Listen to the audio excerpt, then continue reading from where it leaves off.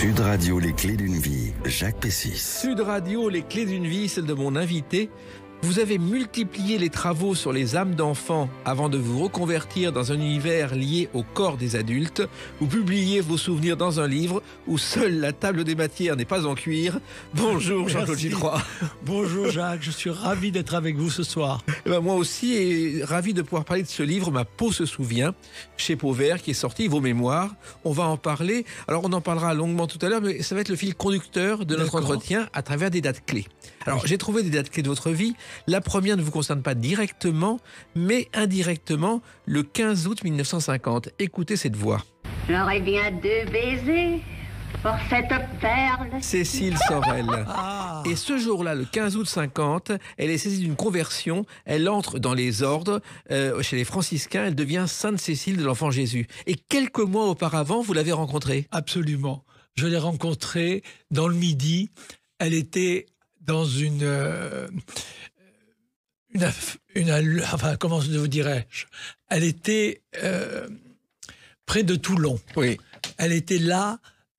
Sur une île. Sur une île. J'étais avec ma grand-mère. J'avais 6 ans, 7 ans.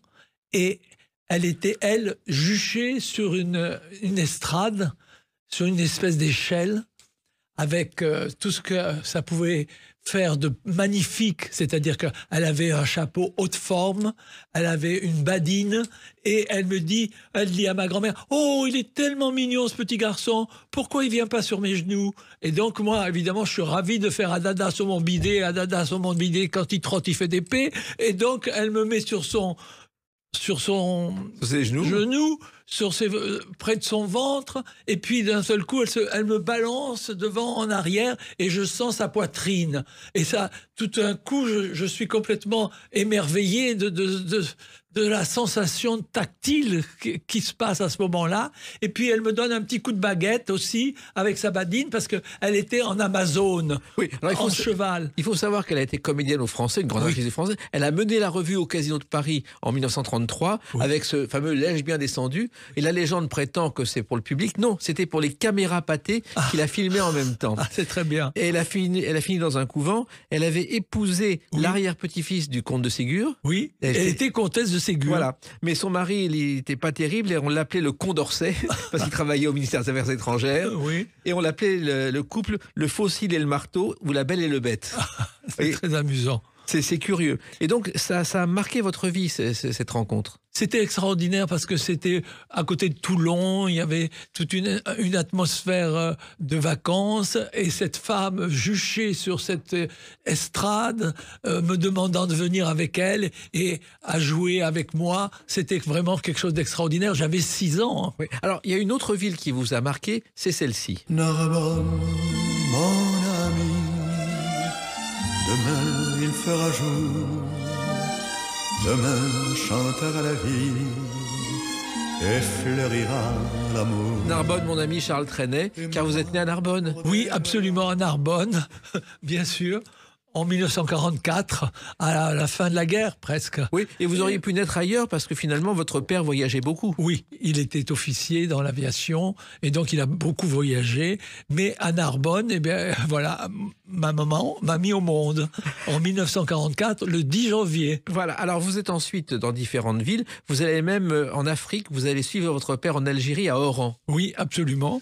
Et Oran, c'est une ville merveilleuse, mais c'était un moment aussi la fin de la guerre, c'était un moment difficile. Je ne sais pas si je le raconte dans le livre, mais à un moment donné, nous sortons du cercle militaire avec ma mère et on dit on va prendre l'autobus là. Et là, l'autobus, il est bondé. Mais ma mère me dit montons quand même à l'arrière. Et dès qu'on monte à l'arrière, l'autobus avance et qu'est-ce qui se passe? Une bombe et les gens qui étaient à attendre l'autobus, il y a eu beaucoup de morts à ce moment-là et moi j'ai encore échappé à la mort et c'est une chose absolument extraordinaire. Mais ma mère était une femme forte et donc elle m'a entraîné dans la vie.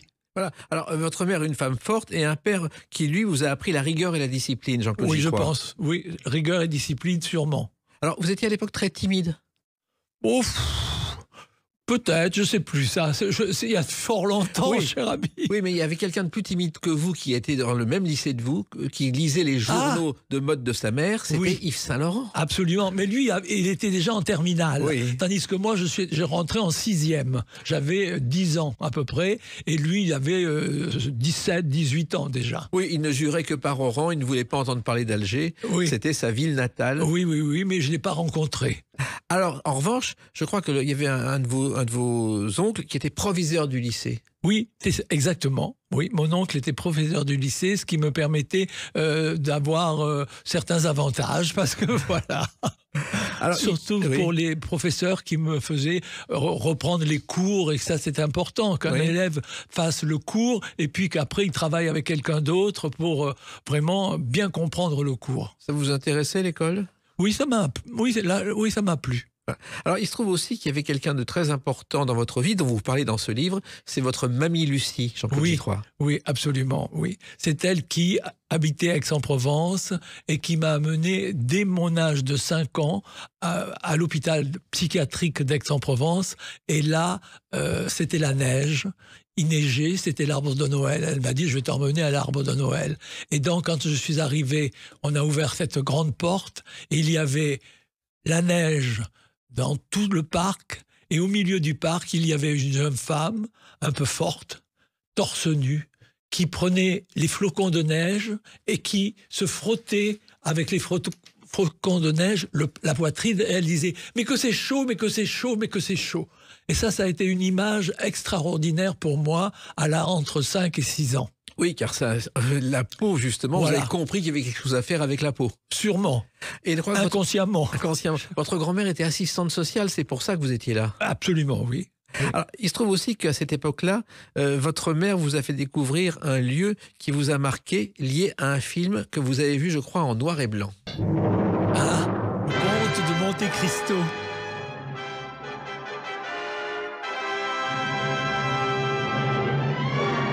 Avec Jean Marais, je crois, Noël Roquevert, Jacques Castelot. Oui. Et c'est d'ailleurs de l'assistant de ce film, c'est le jeune Édouard Molinaro. D'accord. Voilà. Et c'est vrai que ce film, il vous a marqué à vie. Oui, il m'a marqué à vie parce que on m'avait offert pour Noël une petite caméra où on passait les films comme ça, vous savez, on tournait la manivelle et j'avais ça et je regardais toujours avec des grosses bobines, en 2-3 grosses bobines, le Comte de Monte Cristo, et ça a été pour moi un film extraordinaire parce que c'était fabuleux, l'histoire. Et en même temps, vous avez visité un jour le château d'If. Absolument, oui, avec Il y avait l'abbé Faria. l'abbé Faria, voilà, c'est ça. Oui, tout ça j'ai vu. C'est très très bien. Et c'est vrai qu'il y a une légende sur le comte de Monte Cristo et sur le château d'If. On dit aussi que l'homme au masque de fer, le mystérieux prisonnier, aurait été enfermé aussi au château d'If. Oui, c'était peut-être un frère de Louis XIV. Exactement. Alors, il y a eu aussi une chose qui vous a marqué, je crois, Jean-Claude Gitroy, c'est le festival d'Aix-en-Provence où vous avez découvert Don Juan. Oui, parce que, et là j'étais un peu plus âgé déjà, mais ma grand-mère était amie avec quelqu'un qui s'occupait des costumes et qui un jour m'a mené voir tous les costumes. Et ça c'était très important parce que je pouvais un peu me déguiser avec ces costumes et je pense que le désir de travailler dans le vêtement vient sûrement de là. Mais c'était au départ inconscient parce que je devais avoir 8 ans. Vous vous souvenez de ces costumes, de ce qu'ils représentaient? Comme dans... Non, pas vraiment. C'est Pas vraiment. tellement loin, C'est effectivement. trop loin, oui. Mais alors, Mais il y avait des capes, il y avait des épées, il y avait plein de choses que les enfants adorent. c'est vrai que vous étiez un enfant à la fois sage et turbulent, parce que vous n'avez jamais eu de camarades d'enfance, puisque d'enfance, vous avez tellement voyagé d'une ville à l'autre. Oui, c'est vrai, mais j'ai toujours... parfois, mes parents m'abandonnaient. Mon père m'avait laissé à Oran, tout seul, et il me confiait...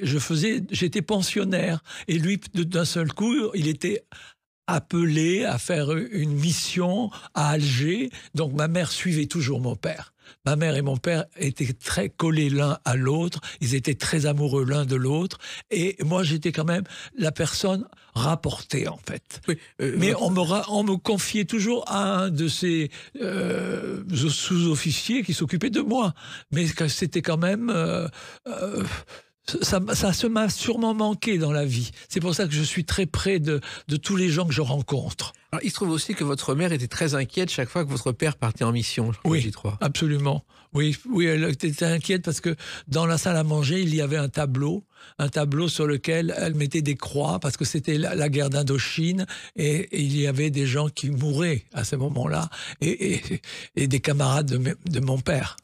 Il se trouve ensuite qu'il y a eu le bac. Le bac, vous l'avez passé à Reims parce que je crois que votre père était à Mourmelon. Oui, dans la Marne. Voilà. Donc vous changez totalement de climat. Oui, on changeait sans arrêt. Et les longues études, ça vous tente pas à l'époque?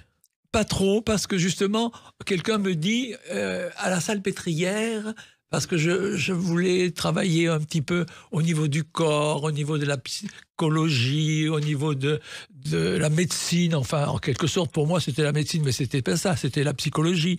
On me dit, on prend avec le baccalauréat pour rentrer à la Salpêtrière et faire 3 années d'études sur le développement psychomoteur de l'enfant. Voilà. Et là, on en arrive à ce qui m'a apporté quelque chose de bien dans ma vie, parce que j'ai travaillé pendant 10 ans sur le développement psychomoteur de l'enfant. Alors, on va justement en parler à travers une autre date importante de votre vie, Jean-Claude J3, le 5 janvier 1975. A tout de suite sur Sud Radio avec Jean-Claude J3.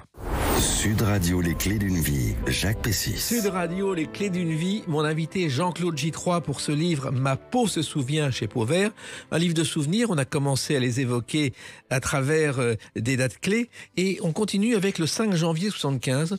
Ce jour-là, ce sont vos débuts en librairie parce que paraît un livre qui s'appelle « Corps et graphie » avec en sous-titre « L'expression psychomotrice de l'enfant dans le dessin et la peinture » édité chez Epi. Absolument. Et sur la couverture, il y a un enfant en train d'écrire péniblement sur une feuille en le regardant de très près. Et qui c'est cet enfant? C'est vous? Non, pas du tout. C'est l'enfant de Renoir. De Jean? Oui, le Jean de Jean Renoir. Incroyable. Son fils. Comment vous avez trouvé cette photo? Ah bah, j'ai trouvé la photo, je l'ai mise tout de suite. Alors, je vous signale quand même que ce livre, j'ai regardé, il est en vente d'occasion sur Amazon pour 54,99 €. Oh, c'est cher, je trouve. Vous êtes... Alors, justement, tout a commencé parce que vous nous avez raconté, c'est-à-dire un certificat de capacité en rééducation psychomotrice. Exactement, oui. C'est-à-dire, comment vous est venue cette idée? C'est-à-dire qu'on engageait à ce moment-là, à cette époque, à la Salpêtrière, des jeunes gens, des jeunes filles pour faire la psychomotricité. Mais quand je dis des jeunes gens, des jeunes filles, il y avait 6 filles et un garçon. Le garçon, c'était moi. Voilà. Surtout, voilà. Personne ne connaissait à l'époque la psychomotricité, qui aurait été conçue en Allemagne en 1843 par un certain Wilhelm Gressinger et qui a ensuite été développée en France au début du XXe siècle. D'accord. Et aussi, c'est pour donner un mouvement. Ça devait être sûrement pour des malades ou des gens qui venaient de la guerre, etc. et qui avaient des problèmes de schéma corporel. Voilà. C'est moi, j'ai commencé à travailler sur le schéma corporel des enfants, le développement psychomoteur. Et à l'époque, effectivement, personne n'en parlait. Personne n'en parlait. Mais moi, je travaillais avec le professeur Michaud, qui a été extraordinaire pour moi, parce que comme j'étais le seul garçon dans la promotion de 6 filles, j'étais le 7e, et tout de suite, il m'a donné un stage. Il m'a donné un stage, je ne sais pas si vous l'avez remarqué, à Denfert Rochereau. Oui. Et on en parlera tout à l'heure. À l'assistance publique, dans un dispensaire d'hygiène mentale. Exactement. À Denfert Rochereau. Et ça consistait en quoi? Parce que qu'est-ce qui vous attirait dans cet univers, à part le fait que la peau vous intéressait? Non. Là, c'était d'abord parce qu'il m'avait trouvé, ce professeur, un salaire. Oui. Voilà. Et j'avais 19 ans, mes parents étaient au Congo. Car mon père était au Congo avec l'abbé Fubert Youlou. Je ne sais pas si vous l'avez retrouvé dans vos... Oui. Et donc, j'étais un peu tout seul à Paris. J'avais 19 ans, j'avais pas beaucoup d'argent. Et le professeur me dit, allez donc à Denfert Rochereau, ils vont vous donner un stage rémunéré. Alors j'ai dit, fabuleux, je vais aller à Denfert Rochereau. Et j'ai dit, mais pour y aller, je vais acheter une blouse. Oui. Et donc, la blouse que j'achète, cher ami, et c'est ça le plus amusant, c'est que je me rappelle de Saint-Laurent, qui était déjà, lui, très connu à Paris quand il avait 20 ans, puisqu'il a démarré entre 19 et 20 ans à Paris. Et il portait une blouse très courte, juste... bien au-dessus du genou, beaucoup au-dessus du genou. Je dis, c'est la mode, je vais faire comme lui. Et je suis allé avec cette blouse, je l'ai achetée, et dès que je suis arrivé, l'infirmière en chef m'a dit « Ah, monsieur, vous allez repartir immédiatement parce que si vous restez avec cette blouse, demain, vous aurez plus de testicules. » C'est quand même très beau, oui. Voilà. Et donc, le lendemain, je suis allé acheter une blouse jusqu'au pied et je suis rentré en stage dans cet hôpital et à d'Enfer Rochereau. Et là, effectivement, la clientèle, si je peux appeler ça la clientèle, c'est-à-dire les gens qui venaient là, c'était des filles de mauvaise vie, comme on disait à l'époque. Maintenant, on n'en parle pas comme ça. Des garçons qui étaient, ou des messieurs qui avaient des gros problèmes. Et donc, je suis arrivé dans ce monde-là. C'était un peu affolant, mais la chef du service a été très aimable avec moi et je m'en suis très très bien sorti. Pendant à peu près 6 à 8 mois, j'ai eu un stage là. Voilà. Alors ça consistait en quoi pour les aider, Jean-Claude Gitroy? Les écouter leur délire, écouter quand ils se calmaient, essayer de les calmer, leur faire des exercices de respiration, d'inspiration, de maîtrise de soi, de comportement, de relation. Et le côté relationnel était très très important à cette époque-là. Et vous avez ensuite ouvert votre propre cabinet, je crois, à Vincennes.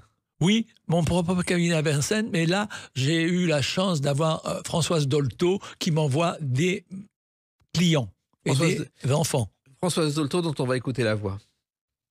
Ben, c'est que la société en a besoin et qu'il se trouve qu'on est tombé comme ça dans le collimateur de ceux qui ont été marqués par la société de façon inconsciente à être ceux qui sont capables d'un peu... C'est vrai que Françoise Dolto, quand vous l'avez connue, n'était pas la vedette médiatisée qu'on connaît aujourd'hui. Non, absolument. Oui, C'était une pionnière de la psychanalyse pour enfants. Exactement, oui. Et comment vous l'avez connue?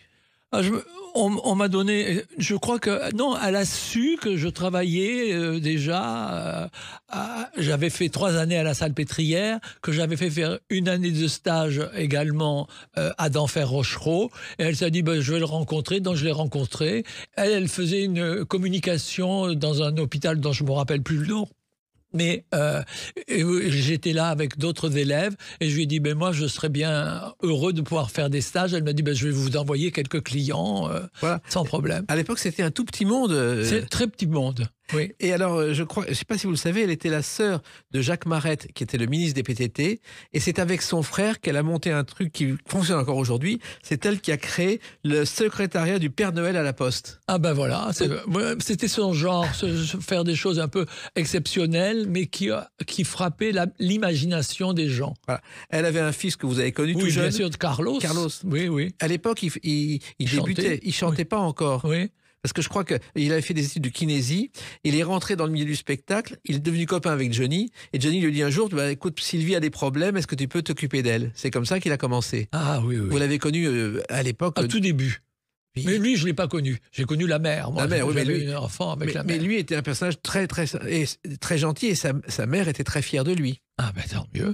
Alors ensuite, vous partez à Nice, Jean-Claude Gitroy. Oui, je pars à Nice. Pourquoi? Parce que mes parents sont... mon père étant à la retraite, il prend sa retraite à Nice avec ma mère. Et ma mère, évidemment, se met d'accord et amie est avec la grande patronne de l'hôpital psychiatrique de Nice.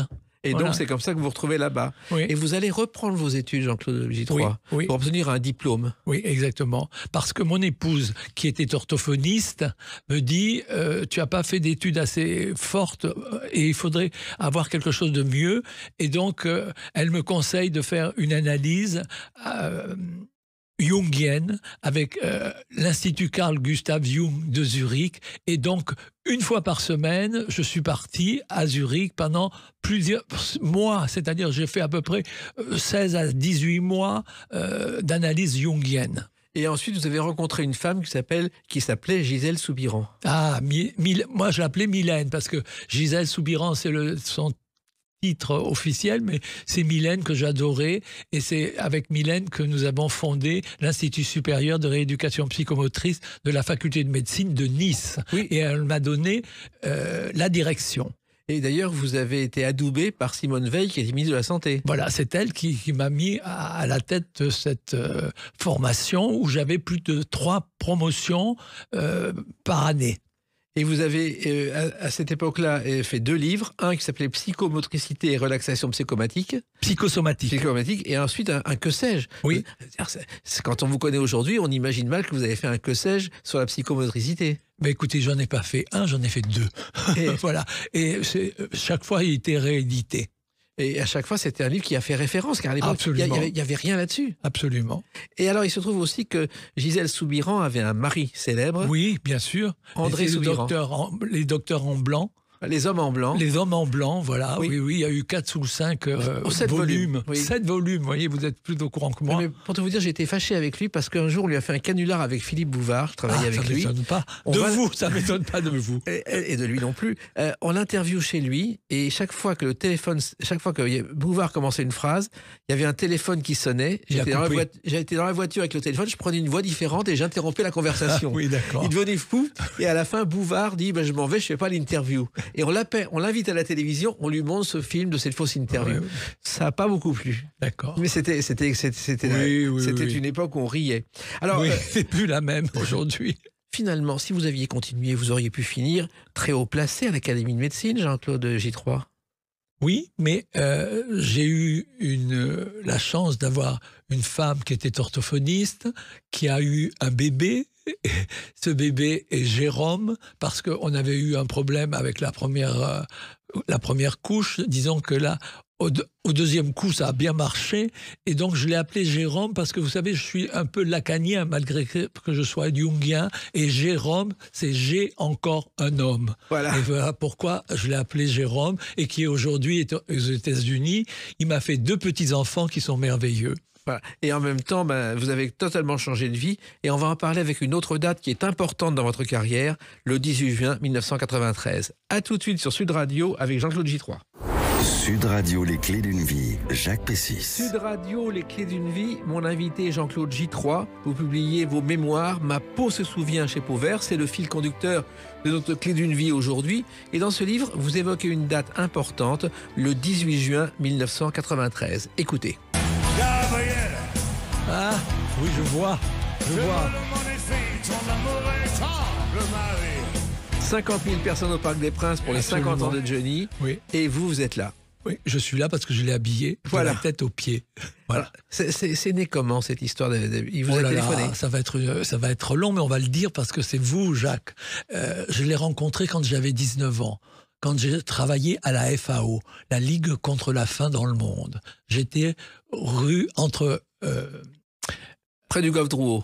Voilà, près du golfe Drouot, exactement. Et on me dit, il y a un jeune qui chante là, et on y va ce soir. Donc je suis allé voir, et c'était extraordinaire. Je le vois. Et ce qu'il y avait d'extraordinaire, c'est que quand il a apparu, il était habillé exactement comme moi. Il avait un petit costume gris, des pantalons gris, une petite cravate toute fine comme on portait à cette époque-là. Et puis, j'ai adoré le spectacle. Et à la fin du spectacle, il y a un gros monsieur qui est venu s'asseoir à côté de moi, enfin, ou debout, je ne sais plus. Il me dit, comment vous avez trouvé? Parce que comme vous êtes habillé comme lui, je lui dis, écoutez, j'ai adoré, etc. Et ce gros monsieur, c'était... Vous savez qui? Allez-y. Le mot me manque, mais c'était celui de 5 colonnes à la une. Pierre Desgros. Qui vous a interviewé ensuite pour 5 colonnes à la une. Voilà, c'est ça. Et alors, après, pendant 20 ans, je n'ai plus rencontré Johnny. Alors, il faut savoir aussi qu'au Golf Drouot, il avait commencé de façon très particulière. Il y avait un jukebox, et il s'appelait Jean-Philippe Smet, et il chantait sur le jukebox, sur les disques du jukebox. Et c'est comme ça qu'il a été repéré par Henri Leproux et qu'il a commencé au Golf Drouot. J'adore être avec vous parce que vous connaissez tout par cœur. Alors, donc, vous le retrouvez quelques années après. Pas quelques années, plus de 20 ans plus tard. Oui. Je le rencontre plus de 20 ans plus tard, quand justement, il m'appelle pour que je fasse des costumes pour lui, pour le Parc des Princes. Il avait entendu parler de vous, je crois, par des costumes que vous avez fait pour Sylvester Stallone, notamment. Oui, absolument. Stallone, Schwarzenegger, tous ces Américains qui venaient chez moi déjà à Saint-Tropez. Et donc, vous préparez un costume, et là, c'est un travail très précis parce qu'il faut à la fois du cuir et du métal. Oui, exactement. C'est ça. C'est pas simple. Non, c'est pas simple, mais j'ai travaillé avec lui. Il est venu chez moi, rue de Rivoli. Je suis allé chez lui et nous sommes très très très bien entendus, puisque plus tard, quelques années plus tard, il m'a dit, j'étais à la Lorada parce qu'il m'invitait à côté de Saint-Tropez, et il me dit, tu sais, il faudrait que tu ailles demander à Laetitia sa main. Je lui dis, mais tu peux pas le faire. Il me dit, non, je préfère que tu fasses toi et tout. Je lui dis, écoute, je vais aller dans le jardin. Elle était au fond du jardin. Je lui dis, tu sais, il y a Johnny qui veut t'épouser. Alors, elle se met dans mes bras, je me mets dans les siens, elle se pleure. On pleure tous les deux parce que c'était émouvant. Et puis, d'un seul coup, on se retourne. Ça, vous l'avez pas dans le livre. Ouais. On se retourne, et puis, ils étaient tous dans la cuisine, à travers la vitre, en train de rigoler, comme ça. Et puis, comment ça s'est terminé? C'est Monsieur Sarkozy qui les a maquillés et mariés. Voilà. C'est extraordinaire. Mais Johnny était beaucoup plus timide qu'on peut l'imaginer. Beaucoup plus timide, oui. Oui, il avait un côté affectif très profond. Oui, alors vous vous souvenez, je crois que quand il était très tendu le 10 juin 93, il est au Parc des Princes et il va traverser la foule par le parc, par le stade. Oui, je sais. Oui, vous l'avez vu, ça? Bien sûr, j'y étais. Qu'est-ce qu'on imaginait? Est-ce que les gens se rendaient compte que Johnny était au milieu d'eux? Je crois que oui, parce qu'il est sorti d'une porte. Moi, j'étais juste sur la table au-dessus, je l'ai vu passer comme ça, mais il m'avait dit qu'il passerait par là, au lieu de passer par les coulisses. Les coulisses, il est passé à travers le peuple. C'est incroyable. Et je crois qu'il y avait 10 gardes du corps autour de lui. Oh oui. Non, mais c'est pas autour de lui. Il était porté. Carrément. Il était porté en l'air. Alors, il se trouve que tout ça, ça a commencé, je crois, par un oncle, Arthur, qui vous a mis le pied à l'étrier, voilà, Jean-Claude Gitroix. Oui, c'est vrai. C'est Arthur qui m'a mis le pied à l'étrier, c'est-à-dire que Arthur avait déjà fait... ses parents et ses grands-parents étaient dans la chaussure. Et donc, il y a eu une période pendant la guerre où il a fait des choses qui ne sont pas très catholiques. Un peu de marché noir, quoi. Un peu de marché noir, oui. Quand il a eu peur que tous les Allemands arrivent sur Aix-en-Provence, il a pris tout le stock, il est allé à la montagne Sainte-Victoire, il a fait des trous, il a mis tout dans le stock là-dedans. Et qu'est-ce qu'il a fait? C'est-à-dire qu'après, petit à petit, il a écoulé son stock parce que tout le monde avait besoin de chaussures. Et puis un jour, il est venu me voir beaucoup d'années plus tard, quand mon épouse orthophoniste avait donc eu un cabinet, mais un enfant qui s'appelait Jérôme, et donc elle voulait s'occuper de l'enfant et a arrêté un peu son cabinet. Et moi, j'étais toujours directeur de l'Institut supérieur de rééducation psychomotrice. J'ai dit, écoute, on va peut-être arrêter ensemble parce que en faculté, on travaille 6 mois. Et les 6 autres mois, on a des vacances. Vous savez bien comment ça se passe. Et j'ai dit, mais qu'est-ce qu'on va faire pendant tout ce temps-là? Et puis, mon oncle me dit, mais pourquoi vous ne vendriez pas des vêtements de cuir? Parce que moi, j'en ai à vous donner, ça serait bien, etc. On regarde un peu, il nous les amène de Marseille à Nice. Et là, nous, dans un souci de travail, mais à renouveler. On commence à les découper, à les changer, etc. Et puis, on se lance dans le cuir. Voilà, avec une boutique qui s'appelait J3, car à l'époque, vous appeliez Jean-Claude Coste. Oui, absolument. Et alors, J3, je crois que c'est né grâce à un article dans Nice Matin. Oui, peut-être. C'était les J3. Oui. Les J3, c'était un livre où c'était la nouvelle... La nouvelle école. La nouvelle école, exactement. En fait, les J3, c'était effectivement un livre, une pièce de théâtre et un film. Très connu. Et c'était lié au fait que les rations alimentaires étaient contingentées suivant un système précis pendant la guerre. Et il y avait des catégories. Et la catégorie J3 correspondait à l'adolescence. Absolument. J'ai dit, on va faire des choses pour les jeunes. Voilà. Et donc, vous êtes devenu Jean-Claude J3. Voilà. Et vous avez ouvert une boutique. Et finalement... C'était un film de Roger Ferdinand. Exactement. Voilà. Et il se trouve que vous avez ouvert votre premier atelier dans un garage, Jean-Claude J3. Oui, aussi dans un garage, parce qu'on n'avait pas les moyens d'aller plus loin. Et avec 2 ouvrières, on démontait, on remontait et on créait quelque chose. Et ce garage, il s'était situé, et c'est ça la chance de ma vie, en face Ben. Benjamin Vautier, artiste d'avant-garde. Voilà. Célèbre on pour ses était, et on écritures. était rue Tonduti de l'Escarène, Ouais. juste en face de lui. Et donc, je passais devant lui. Et donc, ça m'a donné quelque chose de particulier pour la création. Et après, j'ai eu encore... Lui, il était copain avec César. Et donc, on a fait un petit peu ménage à trois entre César, Ben et moi. Et c'est comme ça qu'est sortie la marque Jean-Claude J3. Alors, César d'ailleurs qui était très furieux parce qu'il avait donné le nom de César pour les Césars, mais il ne comprenait pas qu'on mette un S puisque c'était lui tout seul et il l'a très mal pris à l'époque. Il était quand même très drôle. Très drôle et très coléreux en même Voilà. temps. Alors il se trouve que cette boutique s'appelle La Camargue et que vous faites des défilés à Nice, ce qui n'existait pas le défilé de mode à Non, Nice. exactement. C'était un des premiers défilés. Et ça a marché tout de suite, ça a surpris tout le monde. Oui. Et ensuite vous êtes allé au Cap d'Antibes l'été. Oui. Parce Et puis après Saint-Tropez. Voilà. Et, alors, Antibes, Saint-Tropez. Et là, ça a été le grand chambardement parce que Saint-Tropez était déjà quelque chose d'extraordinaire parce que j'ai rencontré des personnalités de grands noms.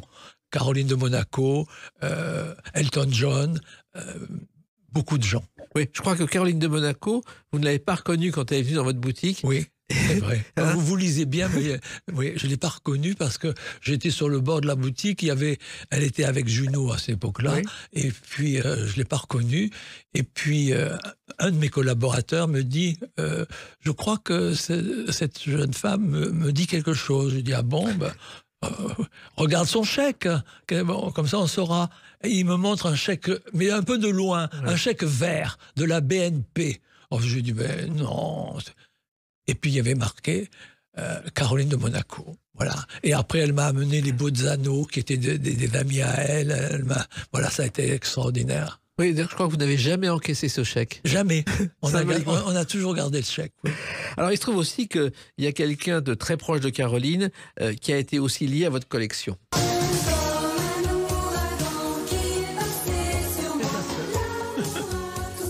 Stéphanie de Monaco, sa sœur, Oui. qui a enregistré ce disque. C'est une chanson d'Yves Rose. Yves Rose, qu'on a connu sous le nom de Jean-François Michael, qui aujourd'hui vit en Charente-Maritime et prépare ses mémoires pour votre Ah, ben école. voilà. Ouais. Très Et c'est bien. vrai que Stéphanie aussi a été très liée à vous, Jean-Claude Oui, J3. encore plus que sa sœur. C'est-à-dire Parce que Stéphanie voulait acheter un appartement à Paris.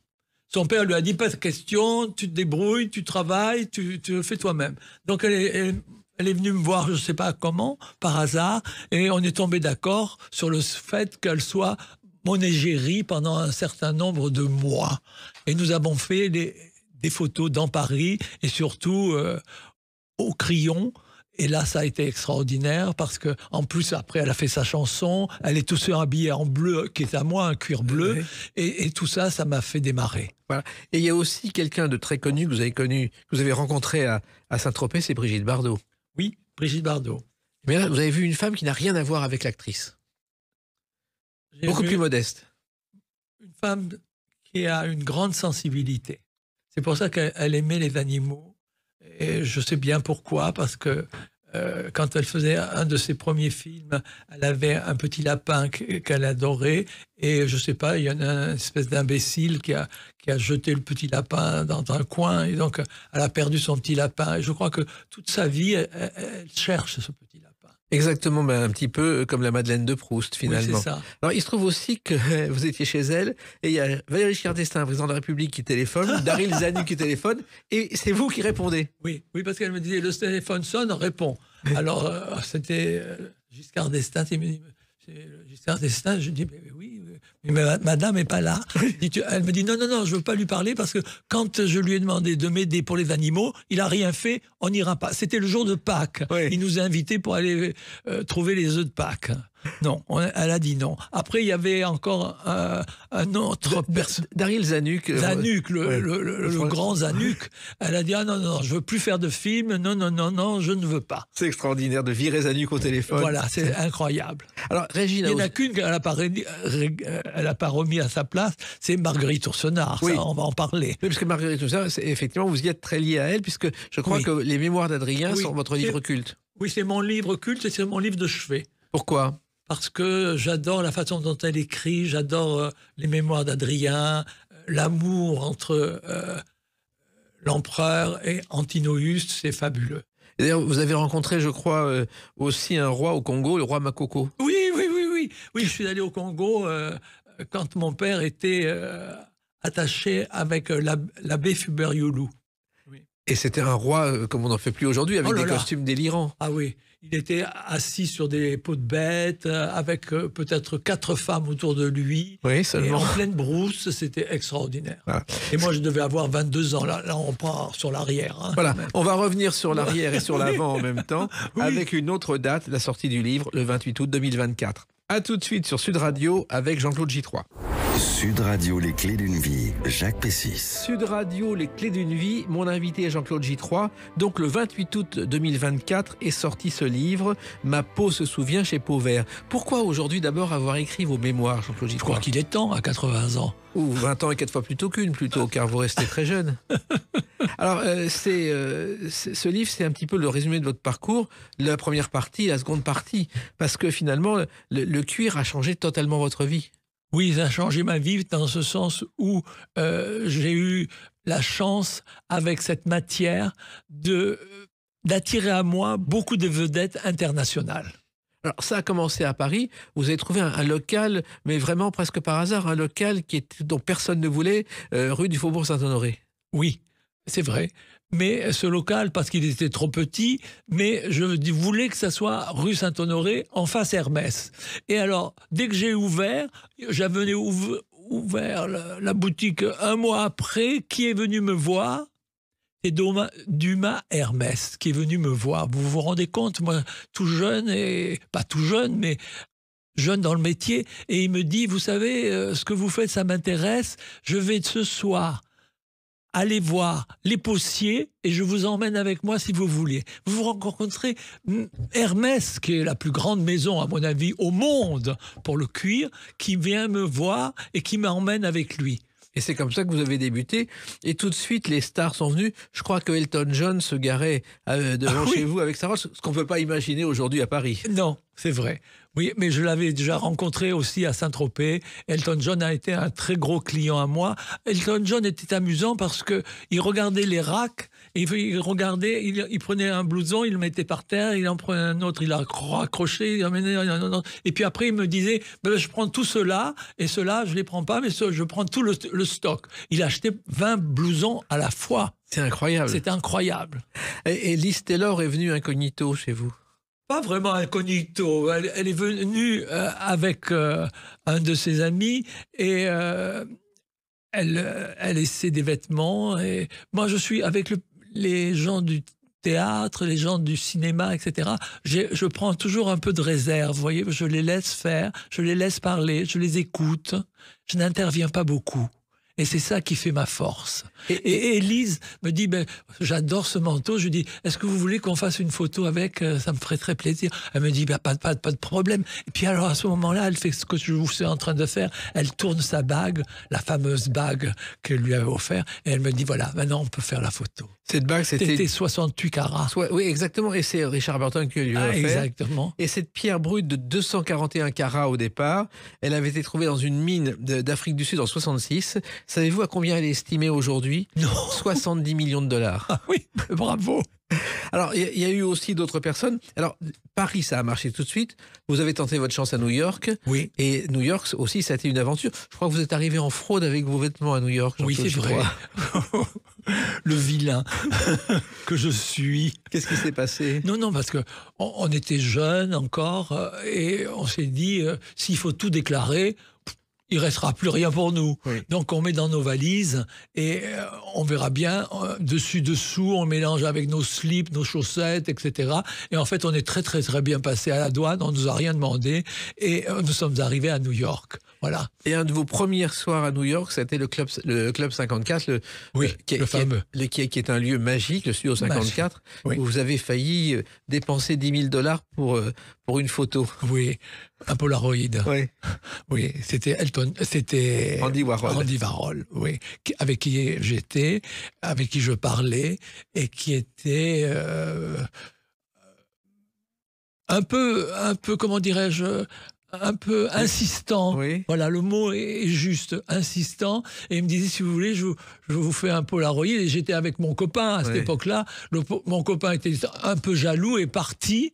Et je suis resté un peu avec Andy Warhol, mais j'ai pas eu le Polaroid parce qu'après, je suis allé rejoindre mon copain. Vous avez fait de belles économies. Et je crois que tout a commencé aux États-Unis quand quelqu'un est passé devant votre boutique, qui était une femme dont on parlait beaucoup à l'époque, Brigitte Nielsen, Ah oui. qui avait épousé Sylvester Stallone. Oui, oui, oui. Et qui est devenu mon égérie pendant, et qui est encore là. C'est-à-dire, si je lui téléphone maintenant, demain matin, elle vient à Paris pour le lancement de mon livre, par exemple. Effectivement, je crois qu'elle avait mis un mot dans la chambre d'hôtel de Sylvester Stallone qui était j'aimerais vous rencontrer. Il avait répondu j'aimerais vous connaître. Et c'est un mariage qui a duré 18 mois. Oui. Et que j'ai habillé. Je l'ai habillé pour le mariage. Et c'est vrai que avoir des stars comme ça, c'était important pour l'image de Jean-Claude Gitroy. Important, et j'étais curieux. Je crois que c'est la curiosité qui m'a poussé à rencontrer ces gens-là, parce que quand on les rencontre en privé, ce sont des gens adorables. Après, quand ils sont en scène et tout, c'est autre chose. Oui, et en même temps, vous avez régulièrement monté les marches du Festival de Cannes avec l'une ou l'autre de vos égéries. Absolument. Et c'était important, ça faisait partie de votre image, ça faisait partie de quelque chose. Ça m'amusait aussi beaucoup. Et je crois qu'il y a aussi John Collins qui a porté vos tenues, Oui. même dans Dynasty. Exactement, oui. Comment c'est absolument. venu ça?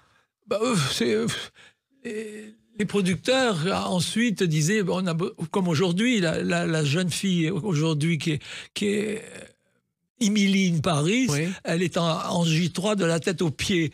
Alors ce sont les producteurs qui disent, ce qu'il faut, c'est prendre le truc qui est dans le cou et venez chez moi.